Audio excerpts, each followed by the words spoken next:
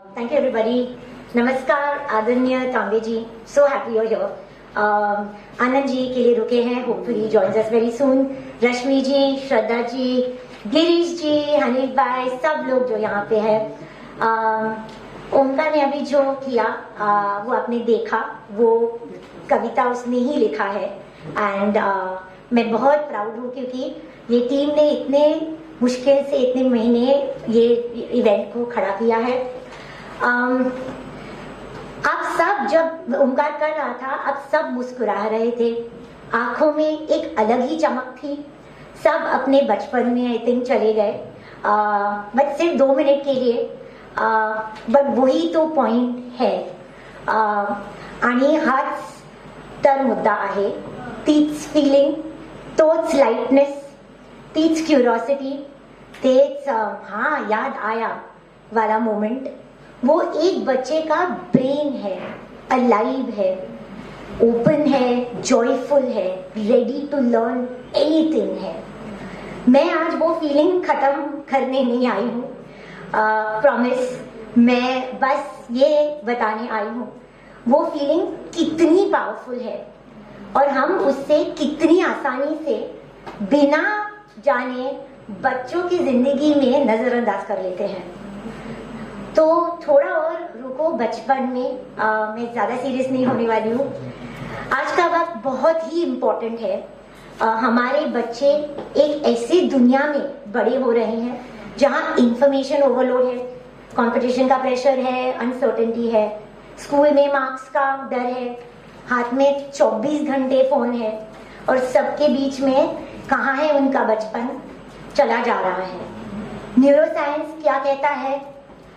जब एक बच्चा का ब्रेन कॉन्स्टेंटली प्रेशर में हो, मार्क्स का, कंपेयर करने का, परफॉर्मेंस का, तो उसका नर्वस सिस्टम ना एक स्पेसिफिक मोड में चला जाता है. साइंटिस्ट उसको बोलते हैं फाइट, फ्लाइट या फ्रीज. Fight, flight, freeze. इस मोड में ना एक बच्चा एग्जिस्ट हो जाता है, वो कर सकता है, पण शिकू नाही शकत, इमॅजिन नाही करू शकत, ग्रो नाही करू शकत. और एक के बाद एक हर जनरेशन ना इसी मोड में पुश हो जा रही है बिना रियलाइज किए. ये सोचना जरूरी है क्योंकि ये सिर्फ एक पेडागॉजिकल सवाल नहीं है. हा एक सामाजिक प्रश्न आहे. हार्वर्ड यूनिवर्सिटी ने के रिसर्चर्स ने एक सुपर्ब स्टडी किया था वेरी रिसेंटली. उन्होंने कैलकुलेट किया एक बच्चे का अर्ली इयर्स में लगाया 1 रुपया वापस आता है 8 रुपए के बराबर. 1 रुपया इन्वेस्ट करेंगे तो 8 रुपए बराबर रिटर्न आता है. सोसाइटी के लिए, जीडीपी के लिए, हेल्थ के लिए, क्राइम रिडक्शन के लिए, सिविक पार्टिसिपेशन के लिए 1 रुपया की इन्वेस्टमेंट, 8 रुपए का रिटर्न. वेल्स और 2-3 कंट्रीज जहाँ पे राइट टू प्ले एस्टैब्लिश हुआ है, वो कंट्रीज में एक्चुअली रिसर्च किया है कितना परसेंटेज ऑफ क्राइम रिडक्शन हुआ है. सिंपली सिस्टम में लोड नहीं आ रहा है क्योंकि जो बच्चे खेल के माध्यम के थ्रू सीखे हैं वो actually for society well rounded young adult बने हैं. आज मैं आप सबको एक छोटी सी प्रिया की स्टोरी बोलती हूँ. प्रिया त्या स्कूलमध्ये होती, नवीन होती ती.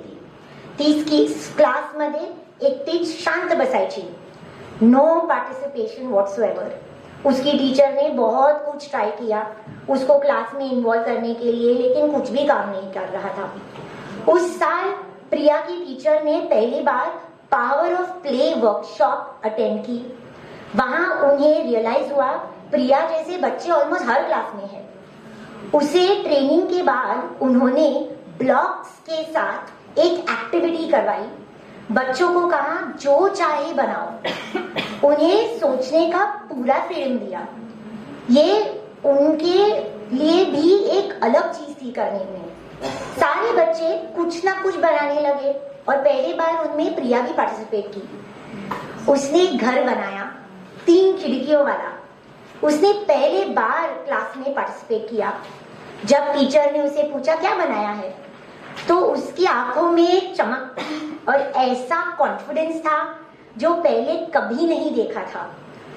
उस एक मोमेंट ने उस बच्चे की जिंदगी बदल दी। साल के अंत तक प्रिया स्कूल से सबसे एक्टिव स्टूडेंट्स में से थी, दूसरों की मदद करने वाली, कॉन्फिडेंस से बोलने वाली। उसकी टीचर ने मुझे खुद बताया, मैडम मुझे विश्वास नहीं होता है कि ये वही बच्ची है, उसमें इतना पोटेंशियल था, पता ही नहीं चला, बस उसे एक चांस चाहिए था। कितनी ऐसी प्रियाज है हमारे स्कूल्स में, अहिल्यानगर के स्कूल्स में, whose potential we are leaving behind because we never gave them the space to show us who they are। और यहाँ मैं एक बड़ी बात कहना चाहती हूँ, स्पेशली आप लोगों से जो देश को बनाने में डायरेक्टली इन्वॉल्व है। भारत दुनिया का सबसे बड़ा लोकतंत्र है, world's largest democracy. Democracy works only when its citizens can think, question, empathize, collaborate, disagree respectfully, solve problems they've never seen before। ये लाइफ स्किल्स है, ये क्वालिटीज बहुत इंपॉर्टेंट है, कोई टेक्स्ट बुक नहीं सिखाता है। ये डेवलप होती है अर्ली इयर्स, अर्ली चाइल्डहुड में, जब बच्चे को सोचने का, खेलने का, दूसरों के साथ काम करने का मौका मिलता है। जिस जनरेशन को हम आज शेप कर रहे हैं वो 2040 में वोट कर रही होगी, 2045 में लीडरशिप की रोल ले रही होगी। वो भारत की पंचायत में, court rooms, classrooms, board rooms में होगी। अगर उनमें क्रिटिकल थिंकिंग है, काइंडनेस है, तो भारत का लोकतंत्र मजबूत होगा। और अगर उनके अंदर सिर्फ रोट लर्निंग है, सिर्फ डर है, तो आप सोच सकते हो क्या हो सकता है। अहिल्यानगर ने इस डायरेक्शन में पहले एक बड़ा कदम उठाया है। This district is not just doing something for its children, Ahilyanagar is doing something important actually for the whole nation. पिछले साल आनंद भंडारी सर ने कमिटमेंट दी पूरे डिस्ट्रिक्ट के जिला परिषद स्कूल्स में प्ले बेस्ड लर्निंग स्केल करने की, और इसी वजह से एक्चुअली हम यहाँ पे हैं। आज का राउंड टेबल उसी डिक्लेरेशन को अगले कदम पर ले जाने का शुरुआत है हर स्कूल में। या जिल्ह्यातील प्रत्येक नव्य स्कूल इयरची सुरुवात होईल 1 तास खेळ बरोबर। हा एक कार्यक्रम नाही, ही एक घोषणा आहे, एक विजन स्टेटमेंट आहे की अहिल्यानगरची मुले कशी वाढणार। और मुझे पूरा यकीन है पूरा भारत एक दिन अहिल्यानगर को एक मॉडल के रूप में देखेगा। I can't wait for that day Hanif भाई एंड गिरीश जी।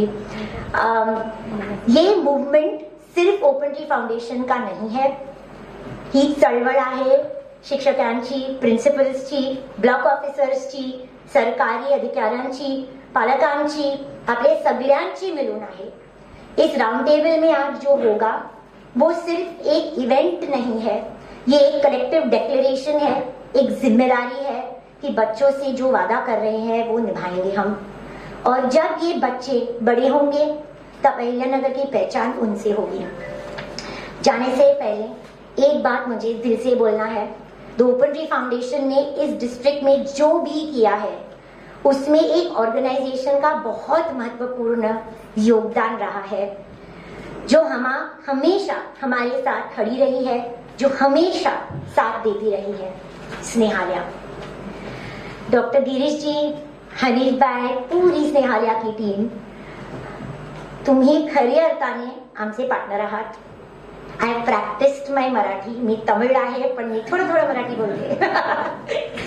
10 सालों से ज्यादा जब ये विजन सिर्फ एक आइडिया था, तब से आपने कम्युनिटीज को साथ लाया और हमें सिखाया कि सेवा कैसे की जाती है, इंटेग्रिटी के साथ, कमिटमेंट के साथ और भाव के साथ। तुमसे खूब खूब आभार।